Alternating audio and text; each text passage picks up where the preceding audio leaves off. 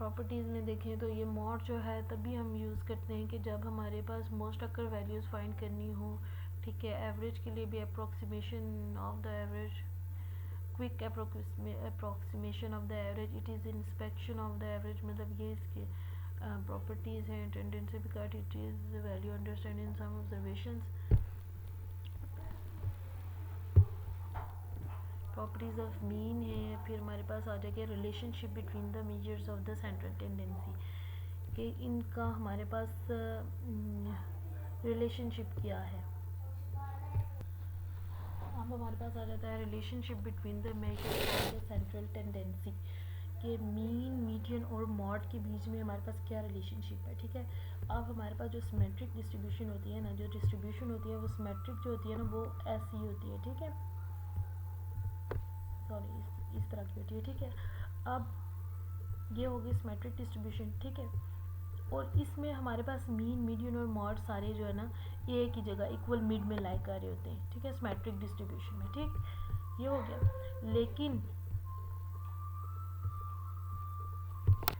अब ये देखें, the symmetric distribution the mean, median and mode are equal. ये चीज़ मैंने आपको बता दी है कि कैसे इक्वल होते हैं, ठीक है, फॉर नॉर्मल डिस्ट्रीब्यूशन। और ये नॉर्मल डिस्ट्रीब्यूशन की सिमेट्रिक डिस्ट्रीब्यूशन मैंने अभी बनाई थी, ठीक।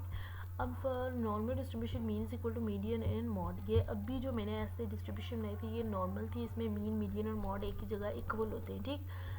अब इन पॉजिटिवली स्क्यूड डिस्ट्रीब्यूशन, जब पॉजिटिवली स्क्यूड डिस्ट्रीब्यूशन ये रही, ठीक है, इसमें हमारे पास जो मीन होता है, मीन समहाउ इधर लाई करेगा, mean is greater than mod and mod is greater than median, ठीक है। जब पॉजिटिव स्क्यूड डिस्ट्रीब्यूशन है तो हमारे पास यहाँ पे मॉड होगा, यहाँ पे हमारे पास मीडियन होगा और यहाँ पे हमारे पास मीन होगा, ठीक। लेकिन जब नेगेटिवली स्क्यूड डिस्ट्रीब्यूशन ये रही, ठीक है, इसमें हमारे पास जो मीन होगा, mean is smaller than the median and mod is smaller than the mean. Sorry, जो नेगेटिवली स्क्यूड होगी, the mean is smaller than the median and median is smaller than the mod, ये चीज़ हो जाएगी, ठीक है। तो ये इस तरह इसको ड्रॉ करेंगे। अब हमारे पास जो कंक्लूजन आ जाता है इन सब का वो ये है कि the measures of the central tendency is measure that tell us where the middle of the bunch of the data lies, कि जो मेन जो पर्पज़ है सेंट्रल टेंडेंसी का वो ये है कि जो हमारे पास बंच ऑफ वैल्यूज़ हैं, जो क्लस्टर ऑफ वैल्यूज़ हैं, वो मिडल कौन सी वैल्यू है जहाँ पे वो लाई कर रही है, वो बंच किधर उसका क्राउड है, किधर जो है ना उसका सेंट्रल टेंडेंसी है जहाँ पे बंच ऑफ वैल्यूज़ लाइज कर रही हैं, जो क्लस्टर ऑफ वैल्यूज़ है, ग्रुप्स ऑफ वैल्यूज़ जो है हमारे पास, वो कौन सा सेंट्रल पॉइंट है, कौन सा एवरेज पॉइंट है जहाँ पे वो लाई कर रही है, ठीक है। जो सबसे कॉमन जो मेजर्स ऑफ सेंट्रल टेंडेंसी है ना वो मीन है। It is simply the sum of all the observation and divided the number of the observation, this is also known as average. कि जो मीन है अभी हमने पढ़ा है कि उस सबसे कॉमन जो है ना उसको मीन कहते हैं, जो कि अर्थमेटिक मीन हो गया है, ठीक है। उसमें हम ये क्या करते हैं, सैम्पल के सारी जो ऑब्जर्वेशन हैं उनको ऐड करते हैं और फिर नंबर ऑफ ऑब्जर्वेशन पे डिवाइड करते हैं, ठीक है। उसके बाद जो मीडियन है, median is the number present in the middle where the number in a set of data are arranged in ascending or descending order. If the numbers of the if the number of the numbers in a data set is even, then the median is mean of two middle numbers, ठीक है।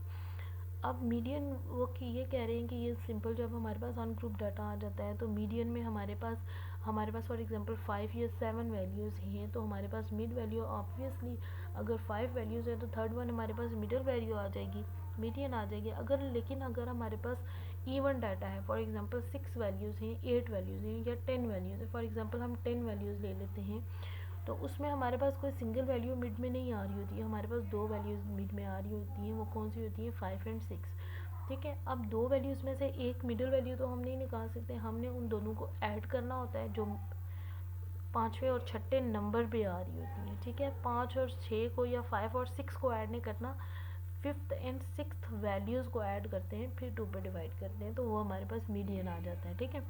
और mod जो होता है वो यही होता है कि mod is the value that occurs most frequently in set of data के मोर सिंपल हम ये कहते हैं कि जो हमारे पास सेट ऑफ डाटा है, सेट ऑफ मेजरमेंट है, वैल्यूज़ है, जो भी है, ठीक है, उसमें जो जो वैल्यू हमारे पास मोस्ट फ्रिक्वेंटली अकर कर रही हो, जो वैल्यू बार बार रिपीट हो रही होती है, ज़्यादा टाइम आ रही होती है, वो हमारे पास मॉड होती है, ठीक है।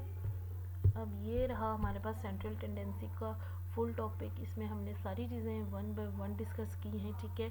अब आप इससे रिलेटेड न्यूमेरिकल्स में भी आपको दूंगी ताकि वो आप खुद से सॉल्व करें और आपको पता चले कि किसका क्या बेनिफिट है और किसको कैसे सॉल्व करना है और कौन सी चीज़ किससे डिफरेंट है, मीन मीडियन से कैसे डिफरेंट है, मीडियन मॉड से कैसे डिफरेंट है, अर्थमेटिक मीन ज्योमेट्रिक मीन से कैसे डिफरेंट है, ज्योमेट्रिक मीन हार्मोनिक मीन से कैसे डिफरेंट है, ये सब आपस में कैसे डिफरेंट है, इनके बेनिफिट्स, इनके सारी चीज़ें आपने इसको मैंने तो वन बाय वन बता दी हैं, लेकिन आप भी इसको जब तक खुद नहीं पढ़ेंगे तो आपको भी नहीं होगा, ठीक है।